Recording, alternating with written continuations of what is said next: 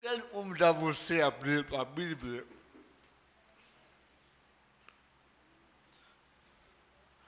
Evangelho de Jesus segundo Mateus, capítulo 7.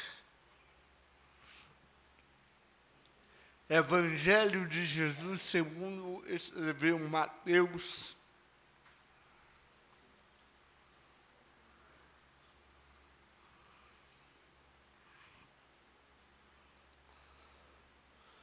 capítulo 7.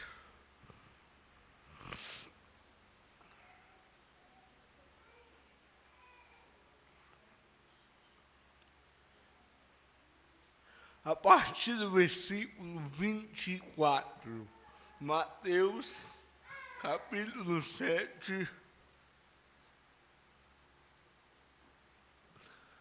a partir do versículo de número 24,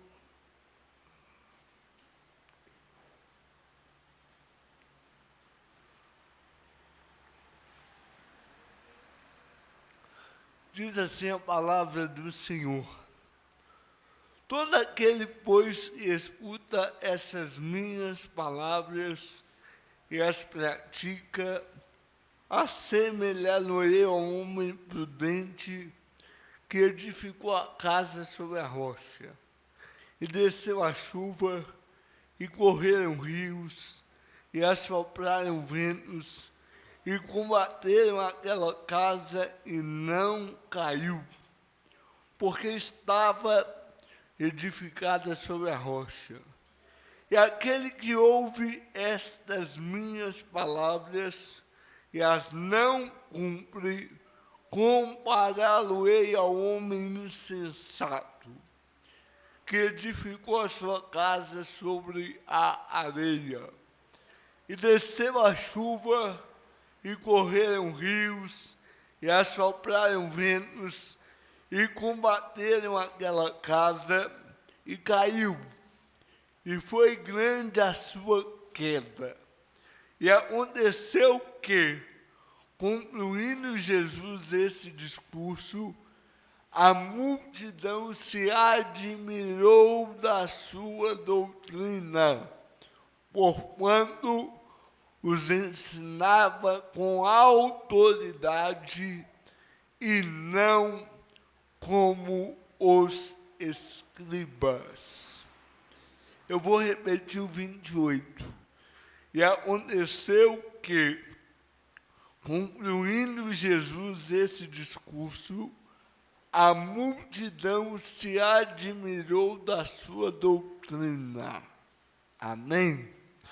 Se você pode, curva a cabeça, feche os seus olhos. Vamos falar mais uma vez com o nosso Pai. Senhor, meu Deus, meu Pai, tua palavra foi lida. Ó Pai, eu sei que tudo, ó Pai, tem que ser feito segundo o teu querer e a tua vontade. É este o meu pedido essa noite. Que a tua palavra, que for da tua vontade, saia da minha boca. Que essa palavra venha, ó Pai, cair em boa terra e possa produzir. Que teu Espírito tenha liberdade. Eu reconheço a minha total dependência do Senhor. Peço-te que me use, segundo o teu querer, conforme a multidão das tuas misericórdias. Esse é o meu pedido, é a minha oração, em nome de Jesus. Amém. Continuando aqui a nossa série de estudos, já são quase 3 meses, estamos aqui falando sobre os ensinamentos de Jesus. O que ele espera, exige de nós, que nos rotulamos, que dizemos que somos seus seguidores. Deixa eu fazer algumas observações. Aliás, uma observação aqui. O esqueleto desse sermão o escopo dele, a base dele, não é minha. Até o irmão Ademir, de vez em quando, ele fala assim, você é um copista. E eu não nego, aquilo que é bom eu copio mesmo. Né? Acho que o que é bom tem que ser repassado. E o esqueleto desse estudo, desse sermão, eu vou ministrar aqui, ele pertence, como diz, devemos dar crédito a quem merece os créditos. O esqueleto desse sermão é do pastor Ricardo Gondim. O tema da mensagem dele, você pode acessar na internet, é o que tornou Jesus diferente dos religiosos.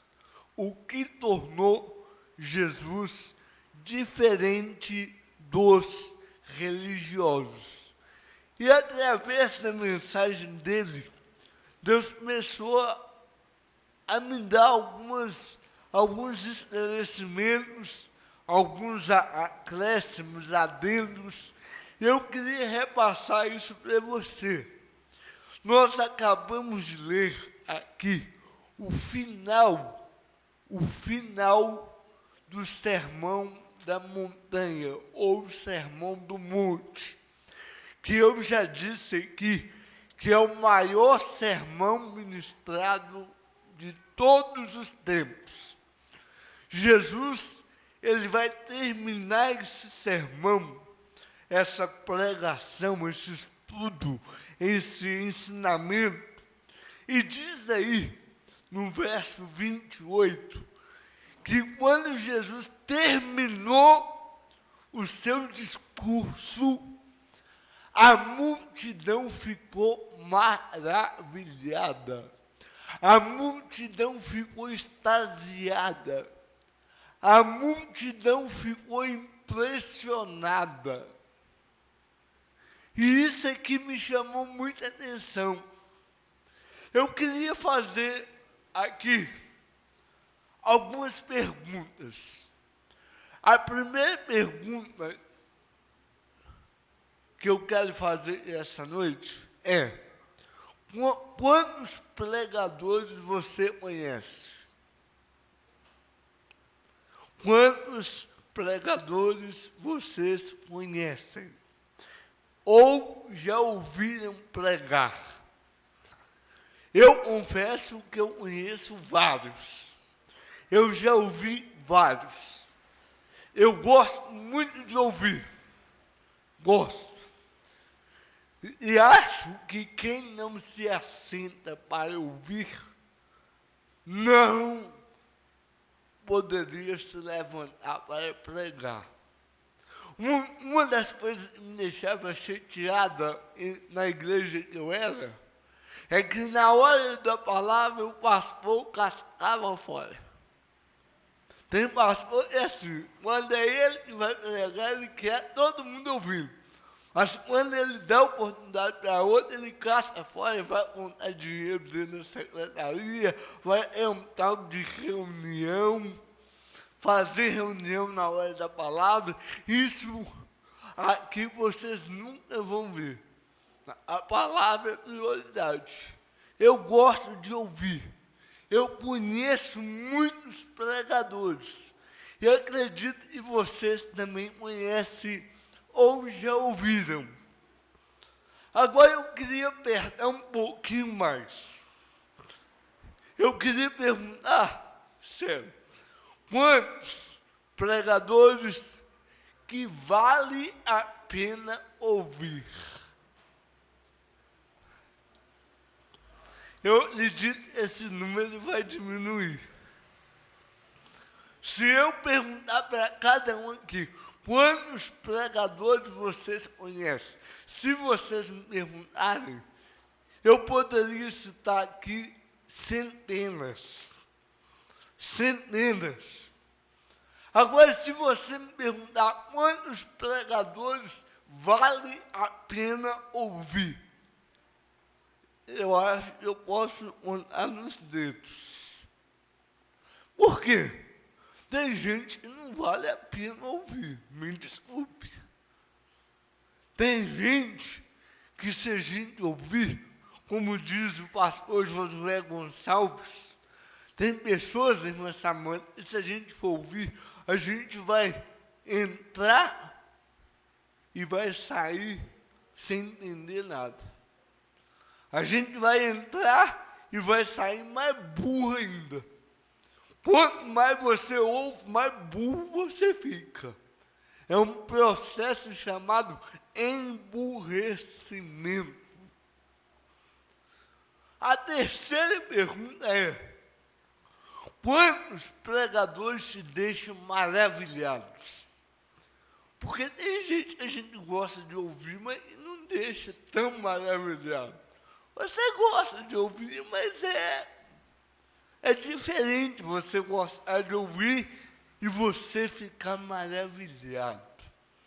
Por que eu estou falando isso, irmão Vilmar? Jesus, ele surgiu no cenário aonde o que não faltava era pregador, era doutor da lei, era mestre da lei. Muitos pregavam, só que aconteceu algo. Eu vou copiar aqui uma fala do Ademir. Quando Jesus surge, o ibope dos fariseus começou a cair. Quando Jesus entra em cena, o ibope dos fariseus caiu por terra. E aqui, pastor Wallace, pastor Lincoln, nós vemos que Jesus, ele deixou a multidão maravilhada. Eu sei que eu poderia citar vários pregadores que vale a pena ouvir, mas Jesus é incomparável. Jesus é inigualável. Jesus é único. Jesus, pastor Lino, ele deixou a multidão extasiada. Eu fico imaginando um olhando para o outro e falando: esse vale a pena ouvir. Esse aí vale todo o sacrifício. Eu poderia citar, por exemplo, John Wesley.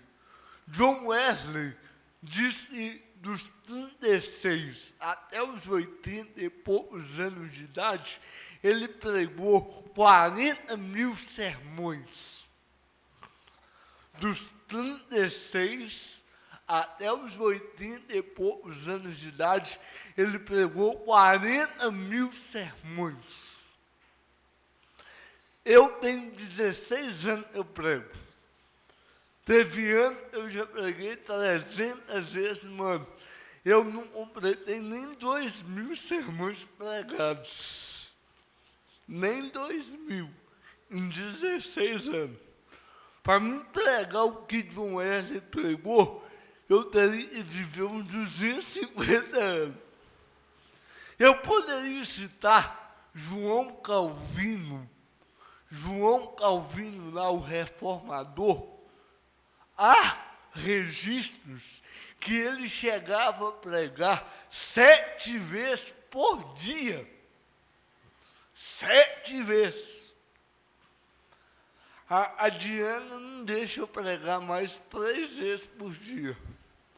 Tem um congresso aí que eu participei, que o pastor queria que eu pregasse de manhã, de tarde e de noite, 3 vezes. Eu não estava dando conta. Agora o homem pregava 7 vezes por dia.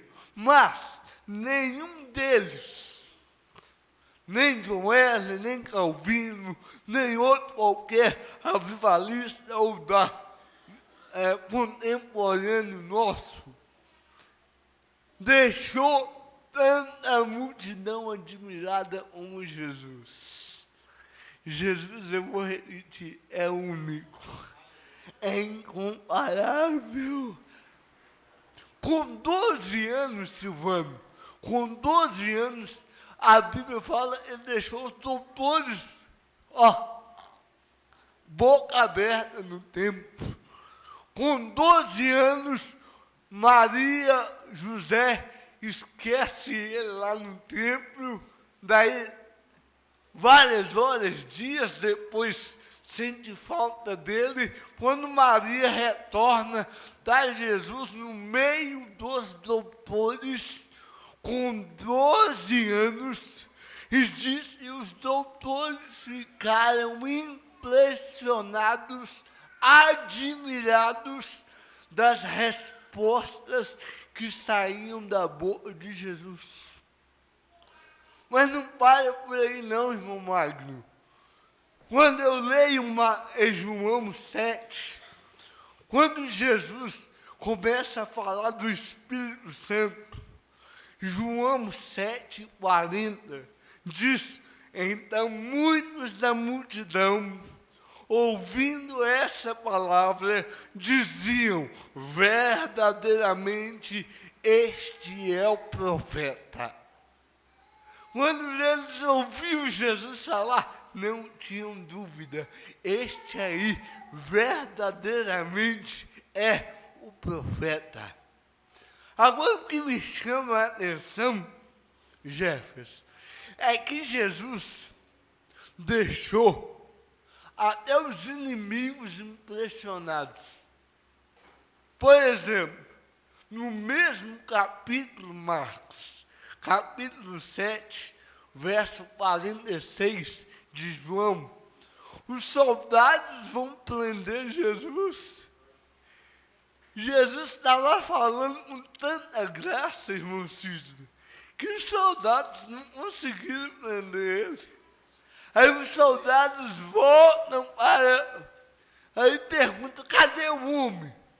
Por que vocês não prenderam ele? A resposta dos soldados, eles disseram assim, nunca homem algum falou como este homem. Nunca homem algum falou como este homem. Mas aí eu pergunto, pegando lá o gancho no pastor Ricardo, o que é que fez Jesus tão diferente?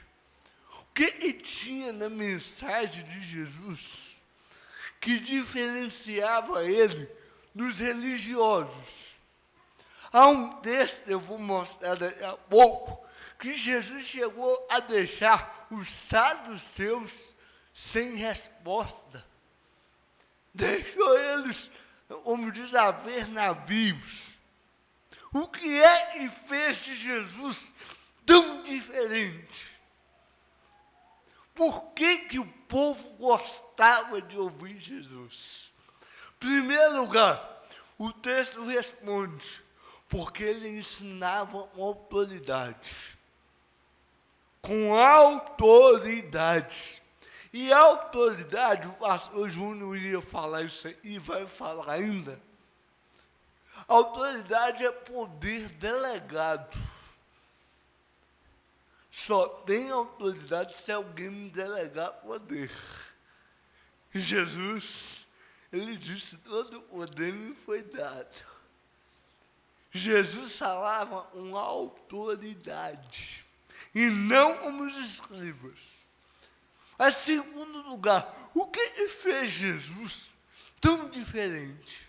Por que o povo ficava extasiado, paralisado, quando Jesus falava? Algumas considerações. Toda religião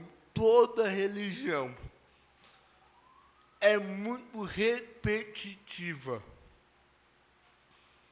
Uma religião vai copiando conceitos das outras.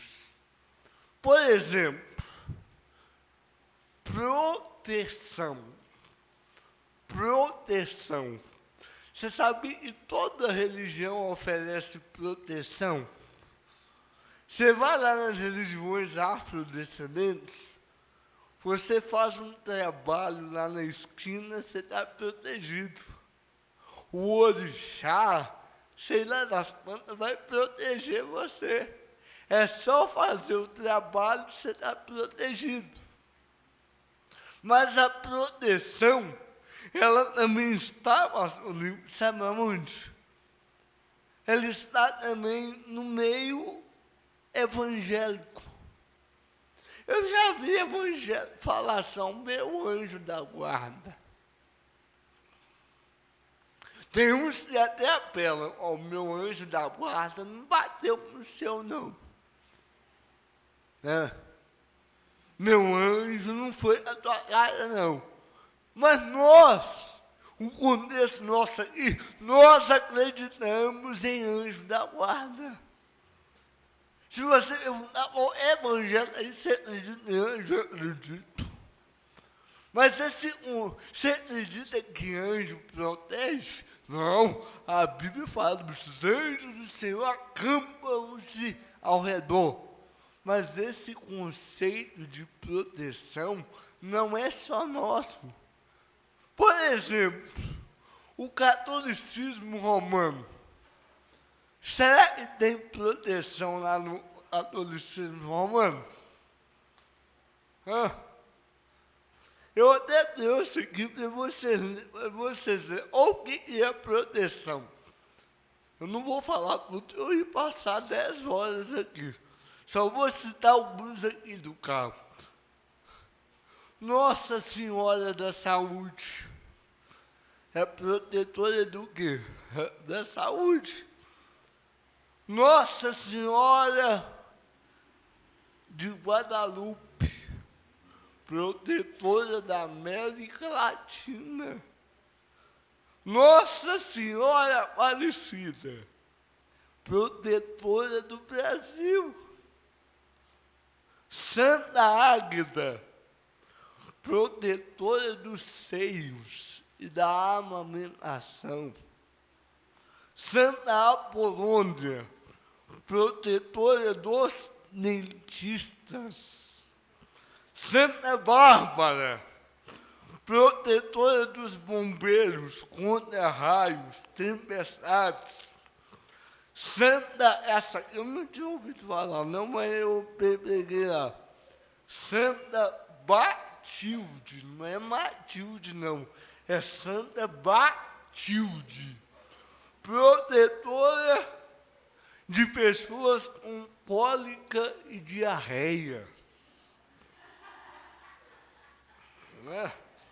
Santa Brígida, padroeira dos terapeutas. Santa Catarina de Alexandria, protetora dos estudantes, dos filósofos, dos bibliotecários, e por aí vai. Santa Luzia, protetora dos olhos. Eu poderia citar vários aqui. O que eu quero dizer com isso? O conceito, olha aqui para mim, o conceito de proteção não está só no nosso meio. Qualquer religião, eu citei a religião africana, citei o cristianismo, o protestantismo, e eu citei o catolicismo.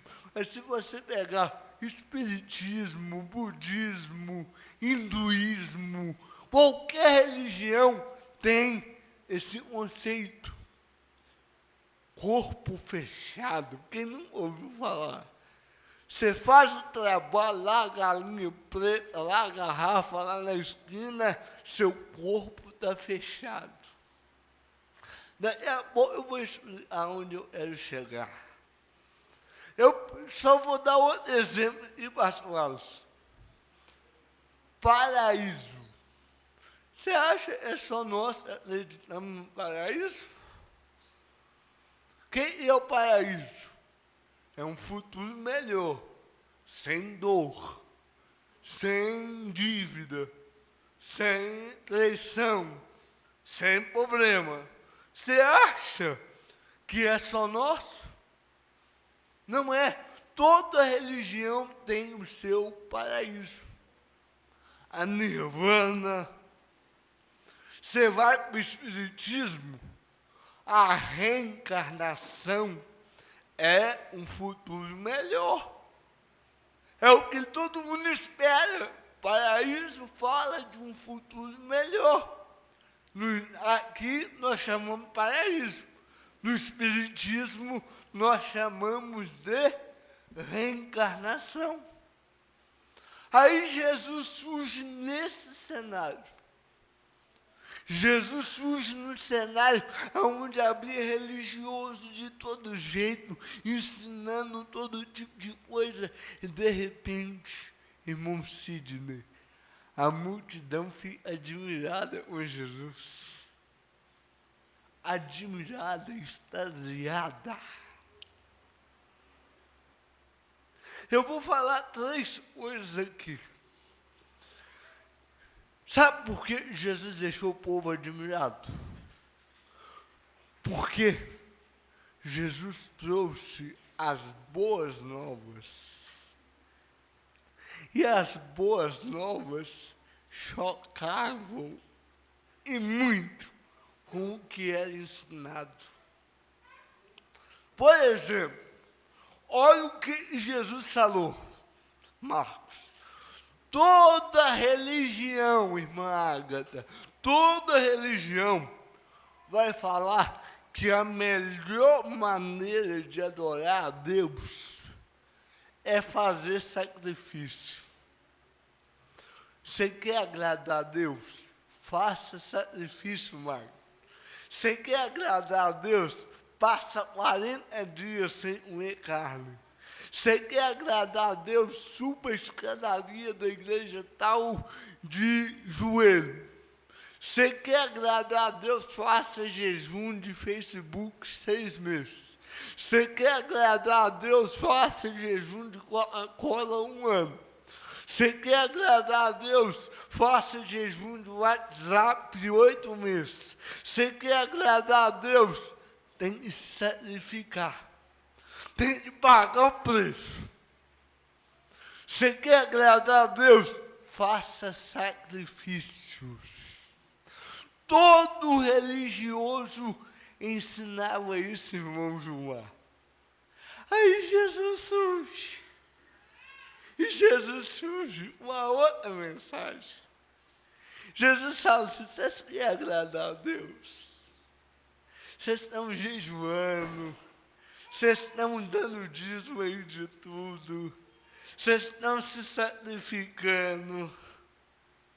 Se fosse hoje no Brasil, vocês estão vestindo de saco aí, vocês estão fazendo essa papagaiada toda aí, mas vocês querem agradar a Deus de verdade? Aí Jesus fala assim, ide, aprendei, misericórdia eu quero, e não sacrifício. Eu quero misericórdia e não sacrifício. Quando Jesus disse isso, o povo, ninguém falou isso aí até hoje não. Porque fariseu só ensinava sacrifício. Sacrifício, buscar o favor de Deus.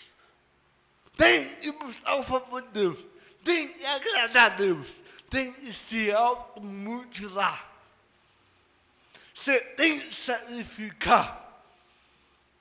Você tem que colocar tudo na fogueira santa. Eu não ia citar não, mas vou citar. Mike Murdock. Ele falou uma vez, quanto mais você fizer para Deus, mais Deus fará por você. Se ele falasse isso perto de Jesus, Jesus ia falar, cala a boca, eu nunca ensinei isso não. Isso aí é um conceito religioso. Sabe por quê? Para Deus, misericórdia vale mais do que sacrifício. Não adianta você ficar 40 dias na quaresma sem comer carne, mas não exercer misericórdia a um próximo. Não adianta você fazer jejum e não ter compaixão pelos outros. Sabe o que Jesus fez? Jesus foi lá nos profetas. O que Jesus está falando não é nada de novo, não. Jesus foi lá nos profetas, e trouxe lá um conceito que já estava lá. Eu quero convidar você a abrir a tua Bíblia, Miqueias. Olha onde Jesus foi. Miqueias, capítulo 6.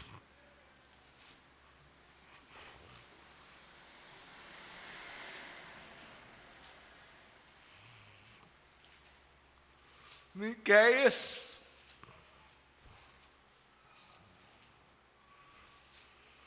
capítulo 6,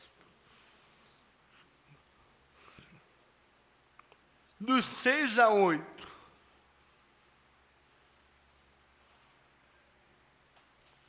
Olha o que ele diz aqui. Com que me apresentarei ao Senhor e me inclinarei ante o Deus Altíssimo? Virei perante ele com holocaustos, com bezerros de um ano? Agradar-se ao Senhor de milhares de carneiros, de 10.000 ribeiros de azeite?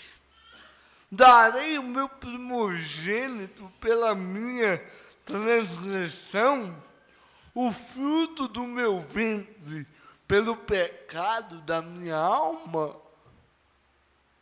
Marcos, sabe o que ele está falando aí? Como é que eu posso agradar a Deus? Será que eu vou dar meu filho, meu primogênito, eu vou oferecer ele ao holocausto? Será que eu vou oferecer ele bezerros de um ano? Ou quem sabe, 10.000 ribeiros de azeite? Como é que eu vou agradar a Deus, Jefferson? Como é que eu vou conquistar o favor dele? Aí a resposta vem. Ele te declarou, ó homem, o que é bom e o que é que o Senhor pede de ti, senão que pratiques a justiça, ames a beneficência e andes humildemente com teu Deus. Não adianta nada fazer sacrifício, oferecer 10.000 reais, 100.000 reais, colocar tudo na fogueira santa, vestir de pano de saco. Não adianta fazer essa papagaiada toda se não praticar a justiça, se não exercer a misericórdia, se não andar humildemente com teu Deus. Amós chegou a ponto de Deus falar assim: eu tenho nojo das vossas reuniões, eu não me agrado da música que sai das suas bocas. Amós 5. Porque o povo foi acostumado, quer agradar a Deus, você tem que sacrificar. Aí Jesus vem falar: não, o meu evangelho é diferente. A minha proposta de vida é diferente. Você quer agradar a Deus? Tenha misericórdia. Tenha compaixão. Isso aí está lá em Mateus 9. Olha aí na tua Bíblia. Mateus 9. Mateus capítulo 9, e o verso de número 13, diz assim: ide, porém, e aprendei o que significa misericórdia quero, e não sacrifício, porque eu não vim chamar os justos, mas pecadores ao arrependimento. Eu não vim chamar justos. Olha o capítulo 12. Capítulo 12, verso 7. Mas se vós soubesseis o que significa misericórdia quero e não sacrifício, não condenareis os inocentes. O que Deus quer de nós? Misericórdia. Misericórdia. Quando Jesus falou isso, o povo, epa, esse aí está nadando onde é correnteza. Está todo mundo falando a coisa e ele vem onde é coisa. Isso deixava, irmão Vilmar, o povo maravilhado. Esse aí vale a pena vir. Ele está trazendo algo novo, mas não era novo. Estava lá. Os religiosos faziam vista grossa. Ensinava o povo a pagar o preço, a sacrificar, a fazer jejum, mas não ensinava o amor, a compaixão. Se você ajudar alguém na rua caído, para Deus tem mais valor do que você passar um ano sem comer carne. É isso que Jesus está ensinando as palavras. Em segundo lugar, sabe o que Jesus fez? O que Jesus falou, que deixou o povo, esse aí vale a pena ouvir. Esse homem é diferente. Em segundo lugar, porque Jesus, ele tirou o cerimonialismo e ele colocou no cuidado com o próximo a receita para a salvação. O que é isso? O que você fazer para ser salvo? Aí havia o cerimonialismo. Aí Jesus tira do cerimonialismo e fala, você quer ser salvo? Você quer ser salvo? Cuide do próximo. Sabe por quê, Magno? Sabe por que religioso ensinava? Primeiro você tem que amar a Deus, para depois você tentar amar o próximo. Aí Jesus, como diz o Ricardo Mondi, inverteu a equação. Você só vai amar a Deus se você amar o próximo. A equação foi invertida por Jesus. Não tem como eu amar a Deus se eu não amo o próximo. Olha, abre a Bíblia em Mateus, capítulo 22. Mateus 22.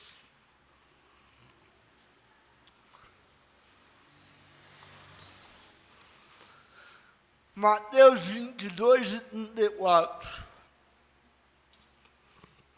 E os fariseus, ouvindo que ele fizera emudecer os saduceus, Jesus deixou os saduceus sem resposta. E os fariseus, quando ouviram isso, reuniram-se no mesmo lugar, e um deles, doutor da lei, interrogando-o para o experimentar, disse, mestre, qual é o maior mandamento da lei? Aí Jesus a responder,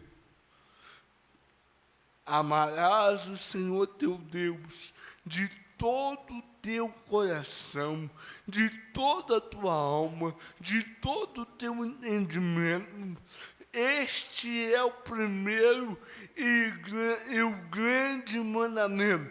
E o segundo semelhante a este é, amarás o teu próximo como a ti mesmo.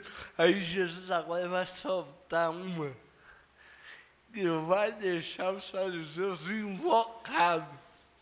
Jesus vai soltar agora uma que eles não esperavam. Até aqui Jesus estava agradando eles.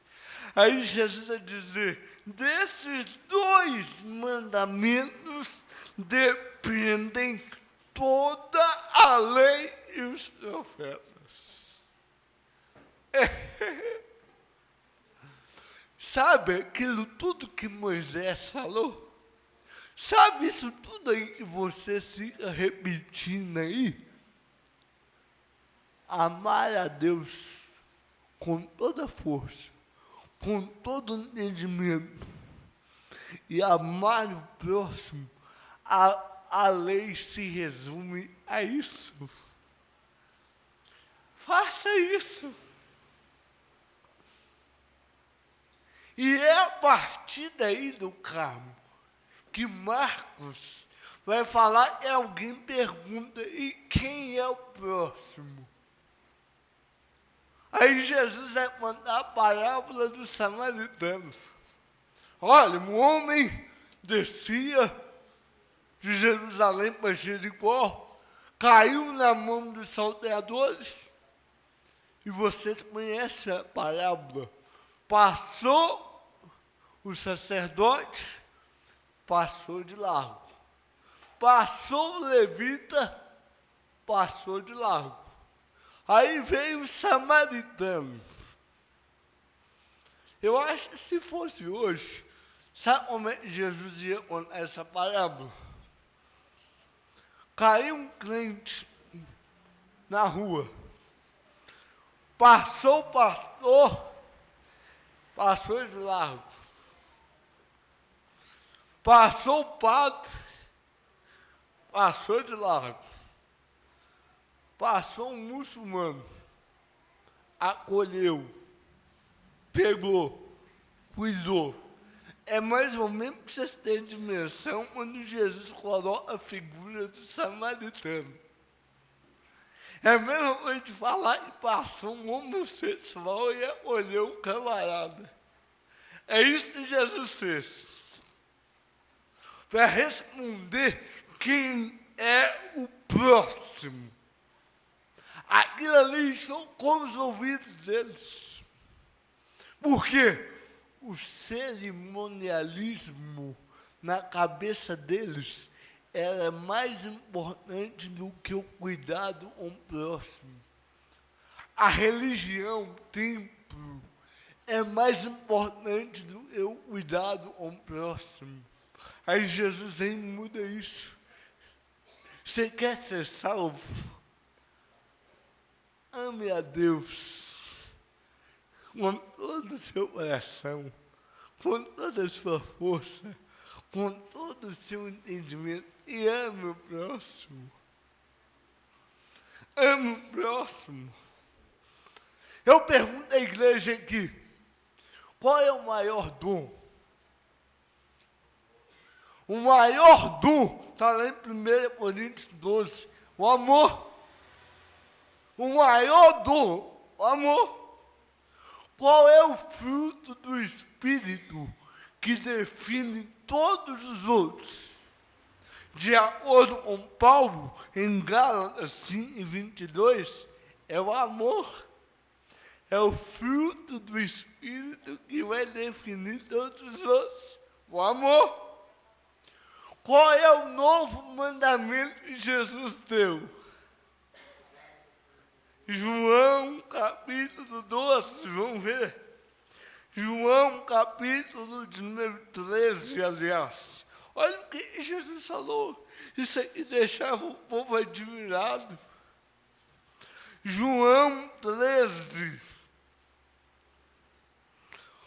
e o 34. João 13, 34. Um novo mandamento vos dou, que vos ameis uns aos outros, como eu vos amei a vós, que também vós uns aos outros vos ameis. Nisto todos conhecerão que sois meus discípulos, se vos amardes uns aos. Sabe como é que o povo vai reconhecer a gente é discípulo? É se a gente ama um ao outro. Amor, Marcos. Eu falei isso lá na Gileade, eu contei isso no ano passado. Olha aqui para mim, todos. Eu fui pregar no bairro São Gabriel, isso tem uns 4 anos, Silvano. Saí da minha casa, fui pregar no bairro São Gabriel. Quando eu cheguei lá, eu parei no meu carro, perto da igreja, veio uma mãe. A mãe tinha uma criança de colo. E aquela mãe olhou para mim e falou assim, pelo amor de Deus, moço, me leva para o hospital. Meu filho está dando convulsão. Aí eu olhei para ela e falei assim, mas não tem ninguém aí que pode te levar, não, porque eu tenho que pregar agora. E ninguém na igreja que tinha carro tinha chegado. Só estava lá o porteiro e eu era o único motorista que estava com um carro na porta da igreja. E ela segurando o menino dando convulsão. E ela falou assim, me leva, moço, pelo amor de Deus. Aí eu falei, não posso não, moço, eu vou pregar agora. Eu vou pregar. Daqui meia hora eu vou estar pregando, não dá tempo de eu te levar e voltar, não. Aí, ela, me leva, meu filho vai morrer. Aí eu enfiei a mão no bolso, peguei um dinheiro, dei ela e falei, eu não posso, mas estamos aqui, pega um táxi. Dei o dinheiro a ela, desci as escadas, quando eu dobrei o joelho, o Espírito Santo falou comigo, hoje você passou de largo. A agenda sua tem mais valor do que uma vida. Hoje você foi um religioso. Aquele dia eu não consegui pregar. Eu não sei se esse menino morreu, mas o correto ali era eu esquecer que eu tinha que pregar e levar aquele menino no médico. Só que eu dei mais valor ao templo. É isso que o sacerdote fez. Ele viu o homem caído e ele passou de largo. A agenda dele falou mais alto. A responsabilidade com o templo falou mais alto. E muitas vezes nós nos portamos dessa maneira. Isso foi um tapa na cara que eu ganhei aquele dia. Que eu tenho vergonha até hoje. Aí Jesus veio e Jesus começa a mudar isso. Como é que você vai amar a Deus se você não ama o próximo? Como? Não tem como. Sabe qual é a primeira tarefa da igreja? A primeira tarefa da igreja não é nem pregar o evangelho. A primeira tarefa da igreja está lá em 1 João 3, 18 e 19, é amar. Antes de pregar, eu tenho que amar. Vocês estão entendendo por que Jesus era diferente? Ninguém falava isso. Os religiosos nunca tocaram nesse ponto. Aí Jesus vem e começa um novo mandamento, eu vos dou. Jesus pegou toda a lei de Moisés e resumiu ela em um só. Em um só. Vocês querem salvação? Amem uns aos outros. Tem irmão que chega na igreja, ele olha tal lugar que vai sentar. Não quero sentar perto de fulano, não. Eu não vou à cara dele. Eu já fui em igreja, um pastor querendo puxar o tapete do outro, tomar o lugar do outro. Cadê o mandamento de Jesus? Para me encerrar, agora eu vou voltar no texto. Eu falei isso tudo para chegar agora. O que Jesus está ensinando aqui? Sabe o que Jesus está ensinando, meu Samanta? Não tem esse negócio de corpo fechado, não. Não tem esse negócio de anjo da guarda, não. Anjo da guarda não vai te guardar da chuva e vai cair na sua casa, não. A sua casa vai ser abalada por vento. Todo aquele que ouve as minhas palavras e pratica, compará-lo-ei. Olha só, o pastor Ricardo disse isso. Não é aquele que ouve a minha palavra e crê, não. Porque crer é fácil. Todo aquele que ouve e pratica, compará-lo-ei ao homem que edificou a casa sobre a rocha. E o que aconteceu? A chuva veio do mesmo jeito. Não tem essa de que não tem luta, não. Não, meu Deus, olha, eu estou observando a lei, eu estou guardando aqui, agora eu estou livre de sofrer. Aquele que ouve, aquele que pratica, a tempestade vai vir do mesmo jeito. Esse negócio de corpo fechado aí é só lá na religião lá. Aqui Jesus está falando, não vem essa ideia não. Aqui você pode praticar, você pode ouvir, mas a luta vai chegar de todo jeito. Essas igrejas aí colocam lá na praia, pare de sofrer.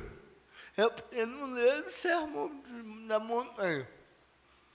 Porque Jesus falou de muitas coisas e no final ele vai resumir e ele vai dizer: todo aquele que ouve as minhas palavras e as pratica, compará-lo-ei ao homem que edificou a casa sobre a rocha e desceu a chuva e assopraram os ventos e subiram os rios.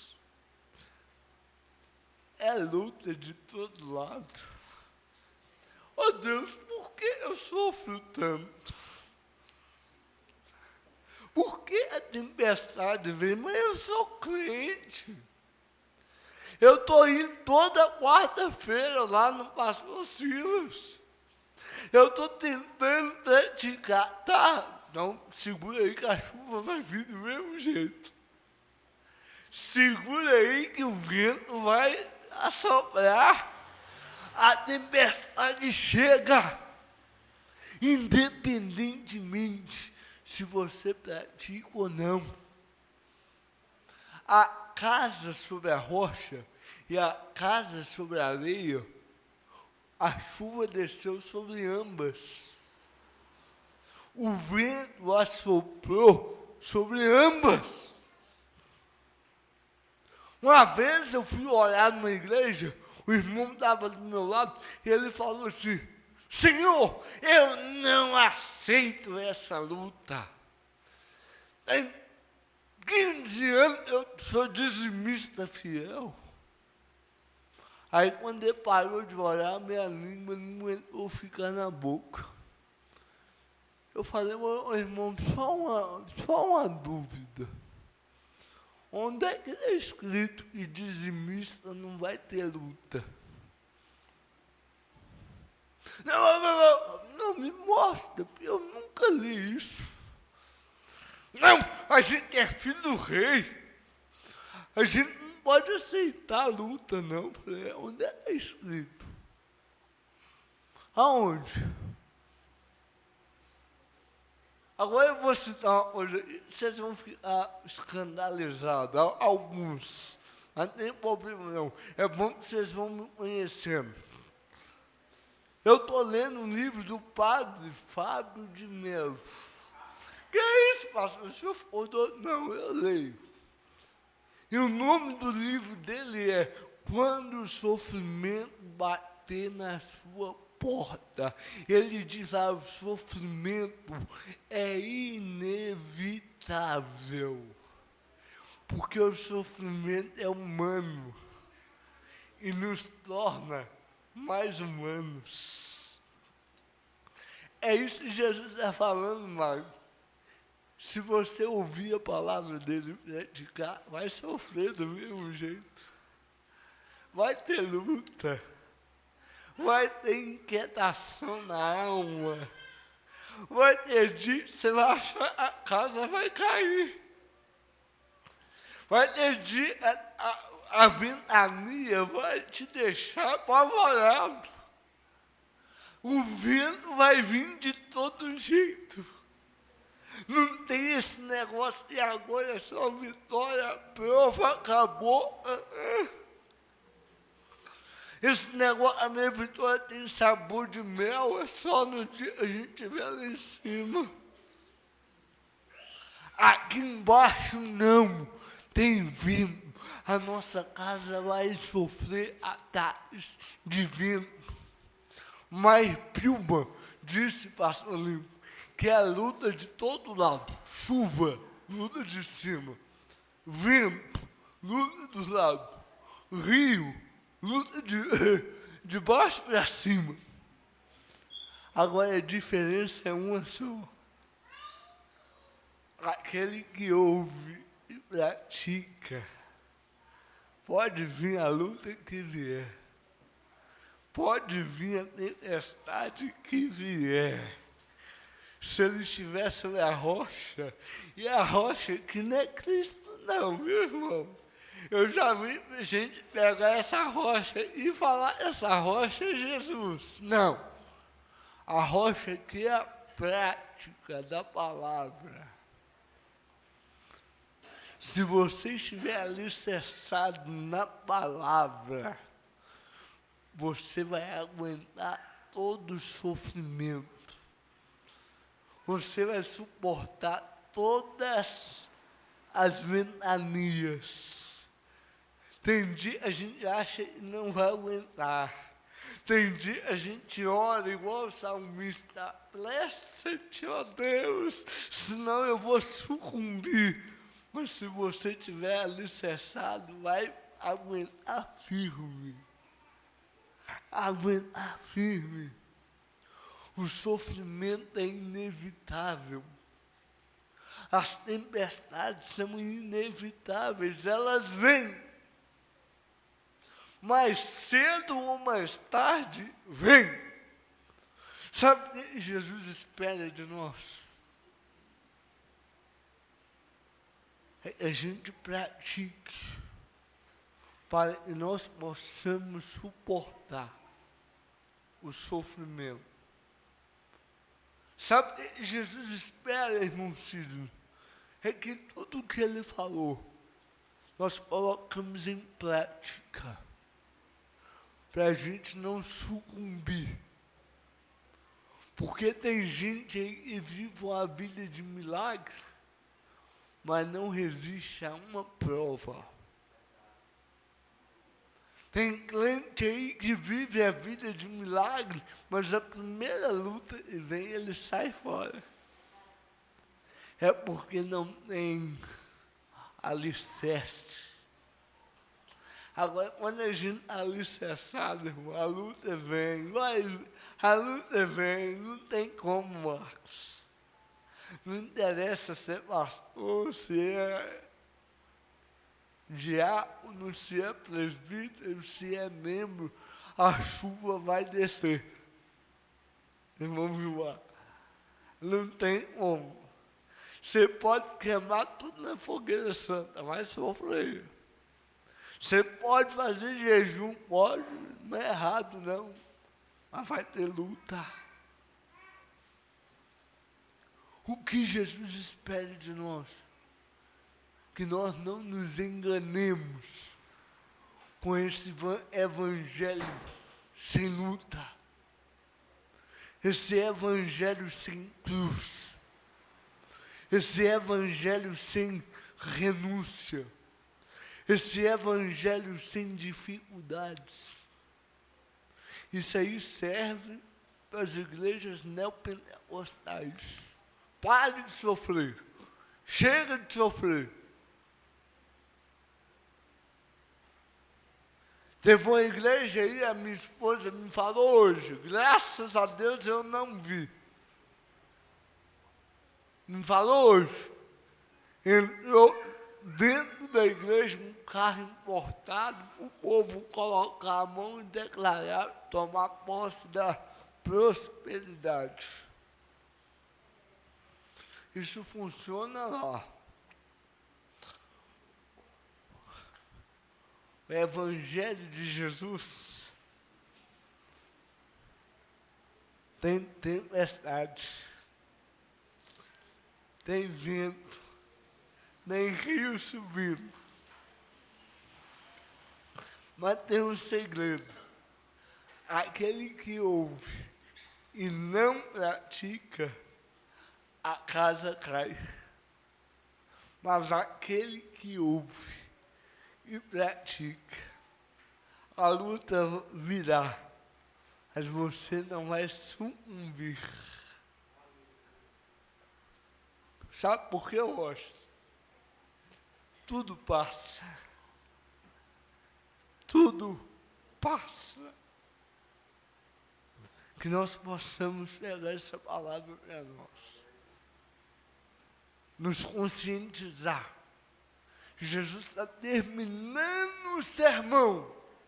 E quando Jesus fala isso, aquele que ouve as minhas palavras e as pratica, compará-lo-ei ao homem que edificou a casa sobre a rocha, desceu a chuva, assopraram os ventos, mas ela não sucumbiu à multidão. Epa! Epa! Esse aí está falando algo diferente. Eu vou voltar alguns estudos atrás. Você quer ir embora, Pedro? A multidão foi embora uma hora. Você quer ir embora, Samanta? Você quer ir embora do carro? Você quer ir embora, Pedro? Aí Pedro responde, para onde iremos? Só tu tens palavra de vida eterna. Só Ele. Evangelho tem chuva. Evangelho tem vento assoprando. Senhor, mas eu dou dízimo direitinho. E eu passo uma prova. Vai passar, vai continuar.